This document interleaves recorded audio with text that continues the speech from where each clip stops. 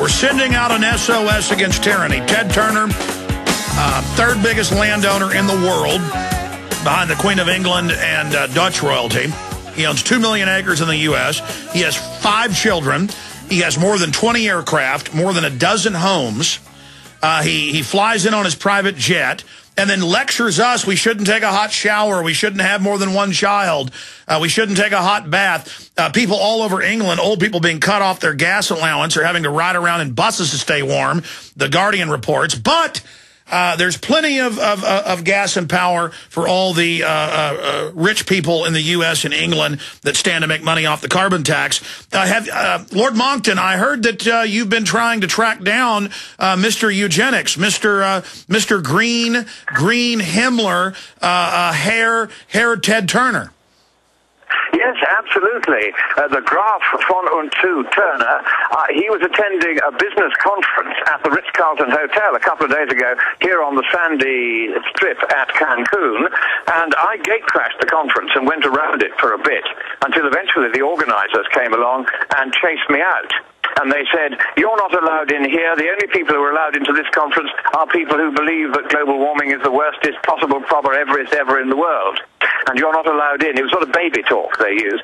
And I said, but I want to meet Mr. Turner. I'd like to issue a challenge to him. I'd like to provide some entertainment for the delegates here by having a one-to-one debate with him in front of them. Or is he going to run away and are you going to run away? He said, no, sir, you're going to run away. We don't want your sort here. So clearly, there is a reluctance on the part of Mr. Turner to face the amiable peer of the realm, Lord Monckton, on a debate about the climate. And why might that be? Well, I suspect it's the same reason, Ted Baby, as Al Baby, when I threatened to debate him. I sent a challenge to Al Gore. He also backed off. In fact, he's been backing off and running away for nearly 4 years now. So, Ted, if you're going to join the run, join the panic, join the escape, then you just avoid debating with me face to face. I'll debate with you, Ted Baby, anywhere in the world, on international television, and we'll take any format of debate that you like, as long as it's reasonably fair, and then you and I will go head-to-head, and we'll argue this thing out, and let's see who prevails. Now, Alex, what I would advise is whatever you do, don't hold your breath waiting for a reply from Ted Turner, any more than you would have done if you'd waited for a reply from Al Gore. I'm beginning to run out of white feathers on my estate to send to these people who are backing out of this debate because they know perfectly well, just as the delegates here, many of them privately are now admitting they know perfectly well, that there is no global warming problem. It is simply a chimera. It is simply a device used by people who have other agendas which are extremely nasty. Here we are effectively trying to reinstall global fascism, having just got rid of it in Europe. Now here we are reinstalling global fascism in the name of saving the planet.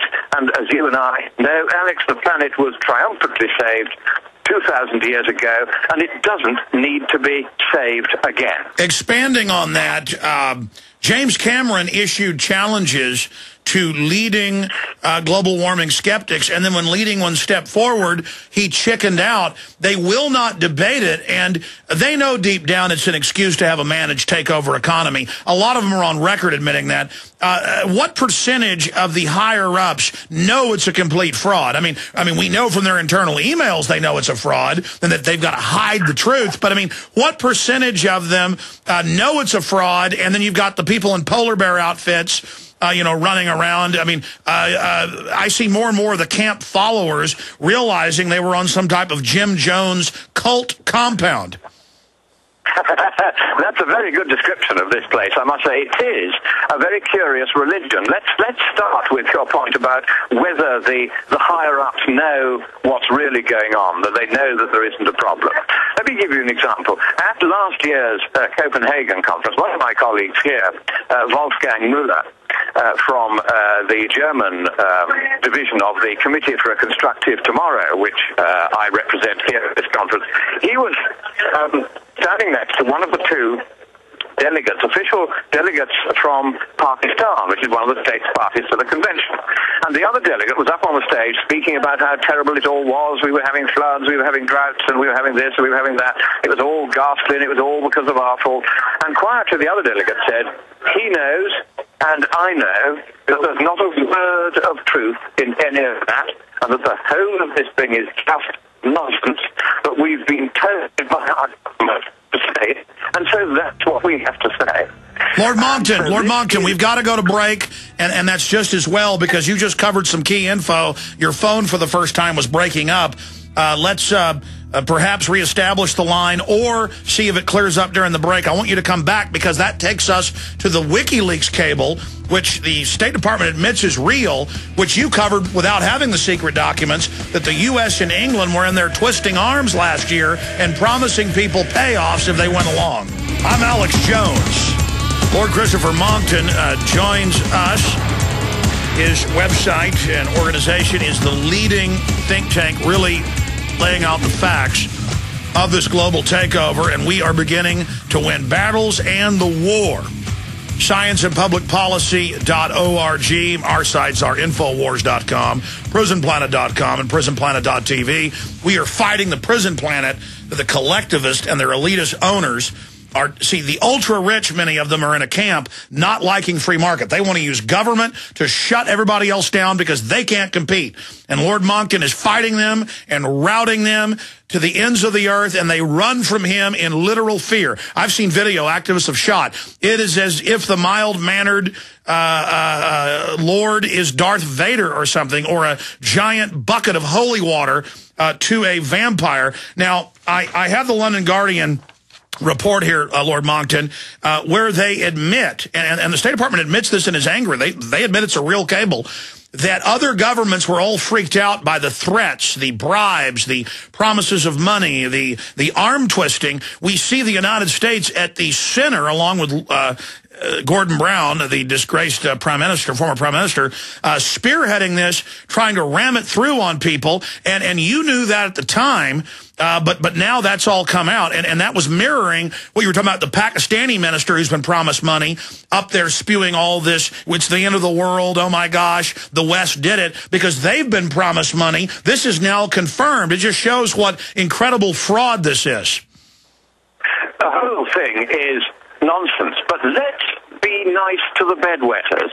Let's make this Be Nice to Bedwetters week, and let us pretend, just for the sake of argument, Alex, that in fact there is every bit as much of a global warming problem as the United Nations would like to imagine.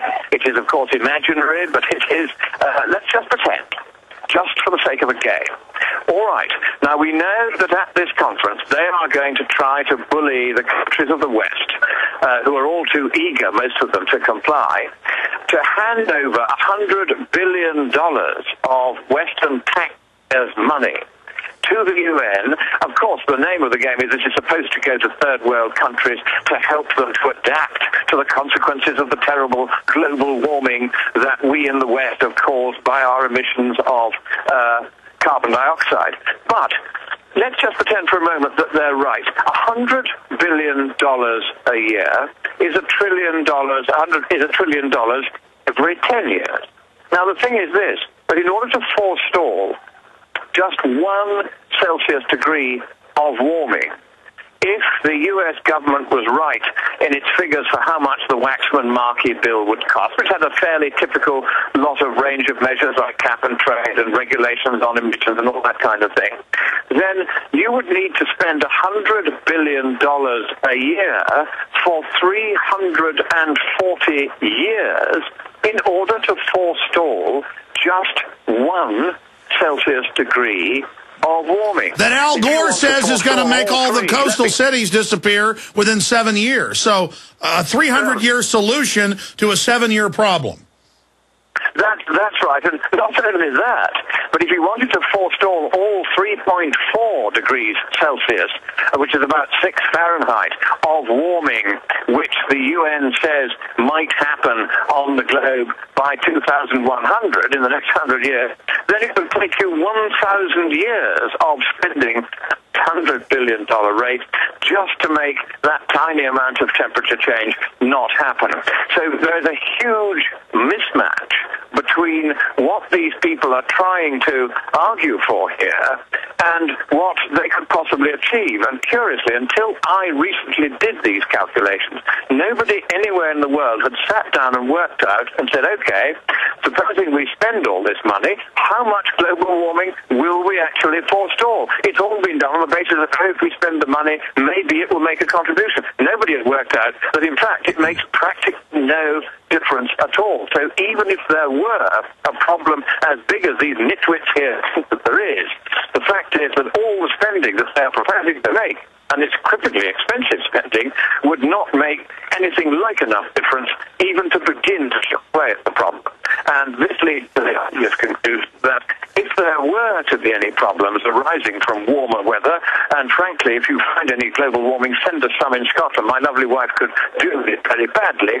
Then if there really were, what we would simply do is to say, look, we'd be better off adapting to the warmer weather and its consequences in a focused way as and only where and only when necessary, rather than squandering all these billions and trillions now on what is an entirely futile exercise. Lord Monckton, you got cut off by the break earlier. You were trying to tell the story of the Pakistani minister telling you that the other Pakistani minister was just saying it because they've been promised money. That's now confirmed by the cables that this secret arm twisting was going on. Recap that, because your phone was breaking up at that time. Yes, certainly. This, in fact, I think I mistakenly said this was in Copenhagen last year. In fact, it was Bonn this year, at which one of my colleagues, Wolfgang Müller, who is from the Committee for a Constructive Tomorrow, which I also belong to, it's an environmental group that believes in looking after the environment rather than worrying about global warming, and we're here under their aegis. He was sitting next to one of the two Pakistani delegates at the discussions in Bonn, which were leading up to this conference here in Cancun. And the other delegate was up on the platform speaking and saying, oh, it's all terrible, we're doomed unless we shut down the economies of the West, all this kind of rubbish. And his colleague was sitting talking to Wolfgang Müller, not really realizing that we were on the other side of the case, and saying to me, no, actually, neither of us believe a word of this nonsense, but our government has told us to say it. And of course, we've seen this time and time again before, governments being inveigled into changing their view and becoming alarmist. India has just decided it's going to change its view and start accepting compulsory caps on the amount of carbon dioxide it emits. And it's doing this, but almost certainly because somebody has offered it a very large sum of bribe to do that. We had it in Russia when the Russian Academy of Sciences got a report from Dr. Andrei Ilarionov, who was one of its key scientists in 2004, saying, look, we've had a conference at which we invited skeptics and we invited the British government to send its chief scientist to tell us why there was a problem. We had the skeptics as well. And the chief scientist, on realizing the skeptics were there, walked out. He couldn't answer our questions. So Ilarionov then made an impassioned speech saying that Sir David King, who was then the chief scientist, had let down the name of Britain, let down the name of Sir, and had certainly convinced him that there was no problem at all with global warming. Of course, King was trying to say the exact opposite. So then 6 months later, Tony Blair went to see Gaz Putin, the new Tsar of all the Russians at that time, and said to him, look, if you want to get entry into the World Trade Organization on highly favorable terms, we want you to shut Dr. Ilarionov and the Russian Academy of Sciences up, get them to change their view, and become a true believer in the new religion of global warming. Because that way, all of us in the governing class can, and I'm going to use a rude word here, can screw the ordinary people of the world. And of course, duly, Putin changed his mind, ordered the Russian Academy to do the same. And these are the very nasty little games that are being played. But of course, the more they play these games, the more they get caught out. Because the great thing about bureaucracies is that most of the people who are in these bureaucracies are actually good people. They're trying to do a decent job. They can see that the maniacs who are in charge of the asylum are dishonest and corrupt. And so they then leak info. One of them has the courage to stand up and say so, and that's how we get the WikiLeaks, that's how we get the ClimateGate emails, that's how we get the story from the Pakistan minister, that's how I got Andrei Ilarionov to tell me personally what I've just told you.